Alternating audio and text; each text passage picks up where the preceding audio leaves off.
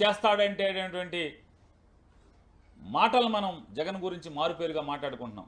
కాబట్టి ఖచ్చితంగా 2024 జూన్ మాసంలో జగన్మోహన్ రెడ్డి గారు ప్రమాణ స్వీకారం చేసి మళ్ళీ ఈ మేనిఫెస్టోని అమలు చేసి తీరుతాడని చెప్పని కూడా మీ అందరికీ విజ్ఞప్తి చేస్తూ సెలవు.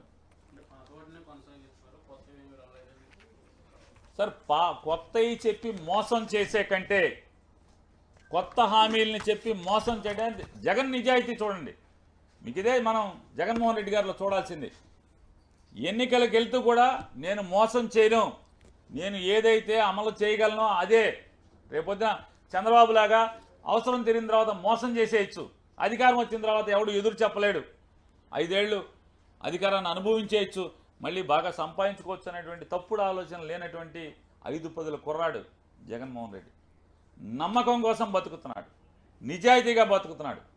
ఈ రాష్ట్ర ప్రజలకి నయా పైసా లంచం లేకుండా, రికమెండేషన్ లేకుండా అర్హత ఆధారంగా పెన్షన్ పథకాలు పంచిపెట్టేటువంటి కార్యక్రమాన్ని నాయకత్వం వహిస్తున్నాడు.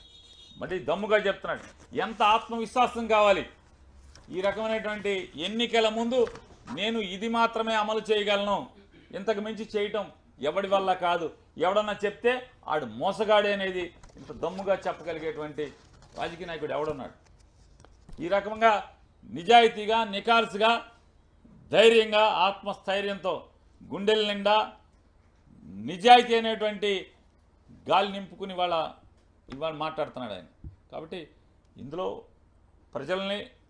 ప్రజలకి జగన్ మీద నమ్మకం ఉంది, జగన్కి జనం మీద నమ్మకం ఉంది. ఖచ్చితంగా నిజాయితీతో కూడినటువంటి ఈ మేనిఫెస్టో ప్రజలు విశ్వసిస్తారు. ఖచ్చితంగా జగన్కి మళ్ళీ అండగా ఉంటారు.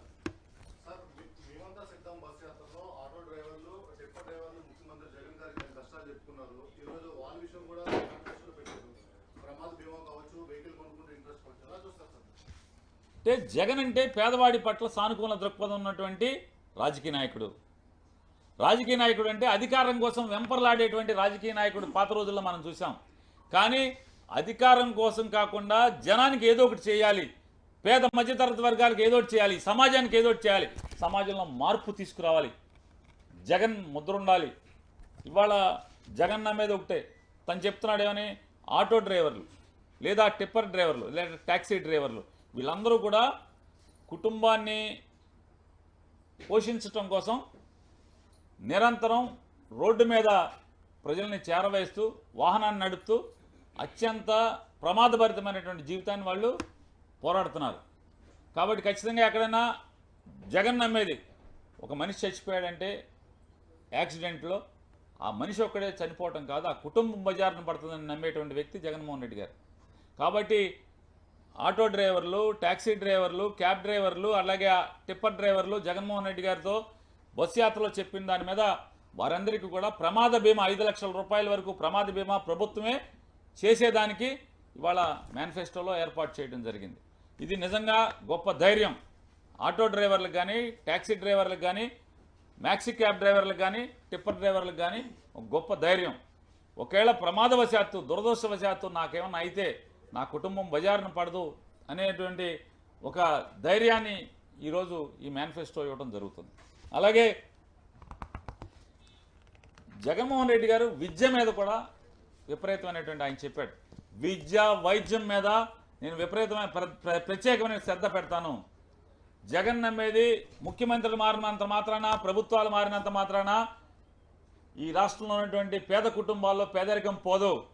కేవలం ఆ ఇంట్లో పిల్లల ఉన్నత చదువుల ద్వారా మాత్రమే ఆ ఇంట్లో పేదరికం పోతుందని నమ్మేవాడు జగన్మోహన్ రెడ్డి గారు. కాబట్టి ఇప్పటికి 5 ఏళ్ళు విద్యలో సమూలమైనటువంటి రెవల్యూషన్ తీసుకొచ్చాడు, అంటే చైతన్యవంతమైనటువంటి ఒక మార్పు తీసుకొచ్చడం జరిగింది. రాబోయే 10-15 సంవత్సరాలు ఇదే కనుక కొనసాగితే ఖచ్చితంగా ఈ రాష్ట్రంలో పేదరికం శాతం అనేది చాలా క్షీణించేటువంటి పరిస్థితి ఉంది. కాబట్టి జగన్ నమ్మేది ఒకటే, స్కిల్ డెవలప్మెంట్, చదువుల మీద కొత్తగా ఈ రాబోయే 5 ఏళ్లలో స్కిల్ డెవలప్మెంట్ అనేది ప్రత్యేకమైన శ్రద్ధ కనపరిచి నైపుణ్యాన్ని పిల్లలకు అందించి ప్రతి నియోజకవర్గంలో వాళ్ళకి స్టైఫండ్ ఇచ్చి నైపుణ్యాన్ని నేర్పించి తద్వారా వారు సమాజానికి ప్రయోజకులుగా మార్చేదానికి కూడా కంకణబద్దులై ఈరోజు బాధ్యత తీసుకున్నట్టుగా మేనిఫెస్టోలో ఈరోజు చెప్పడం జరిగింది.